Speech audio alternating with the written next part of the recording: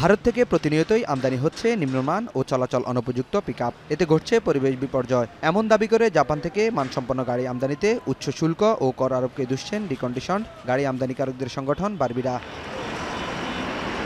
শনিবার দুপুরে জ্বালানি সাশ্রয়ী মোটরযান ব্যবহার, বৈদেশিক মুদ্রা সাশ্রয় ও রাজস্ব আহরণ বাড়াতে 2026-27 অর্থ বছরের বাজেটে যৌক্তিক শুল্ক কর নির্ধারণ এবং যথাযথ আমদানি নীতিমালার দাবিতে আয়োজিত সংবাদ সম্মেলনে এমন দাবি করে সংগঠনটি। তাদের দাবি, ভ্যাট সংক্রান্ত আইন থাকলেও তার যথাযথ বাস্তবায়ন নেই। এজন্য ব্যবসা থেকে নিজেদের সরিয়ে নিতে চাইছেন ডিকন্ডিশনড গাড়ি ব্যবসায়ীরা। ভ্যাটের আইন আছে কিন্তু প্রয়োগ হচ্ছে না ওইখানে। যে যেভাবে পারতেছে ভ্যাটের অফিসাররা ঠিক সেইভাবে হয়রানিগুলো করে, তো হয়রানি যেন না হয়, আমাদের ব্যবসায়ীরা যেন হয়রানিও না হয়। এমন পরিস্থিতি থেকে উত্তরণে আগামী বাজেটে উচ্চ শুল্ক কর কমানো সহ 3 দফা দাবি তুলে ধরেন বারবিডা প্রেসিডেন্ট আব্দুল হক। গণপরিবহন হিসেবে মাইক্রোবাসের সম্পর্ক শুল্ক প্রত্যাহার করার অনুরোধ জানাচ্ছি।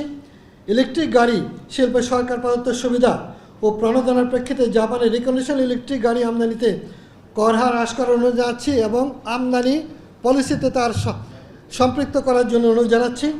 আসন্ন জাতীয় বাজেটে এসব সুবিধা প্রদান করা হলে গাড়ির মূল্য উঠতি মধ্যবিত্ত শ্রেণীর ক্রয় ক্ষমতার মধ্যে আসবে, ফলে বৈদেশিক মুদ্রা সাশ্রয় হবে। এছাড়া আমদানিযোগ্য গাড়ি বয়সসীমা নতুন করে নির্ধারণের দাবি জানান তিনি। এতে সরকারের আয় বৃদ্ধি, বৈদেশিক মুদ্রা সাশ্রয় আর কর্মসংস্থান বাড়বে বলে দাবি সংগঠনটির। ডোমেস্টিক মডেল জেডিএম বলা হয় এসব গাড়ি। নাইম কামাল, এখন, ঢাকা। তারপরে শুরু করি।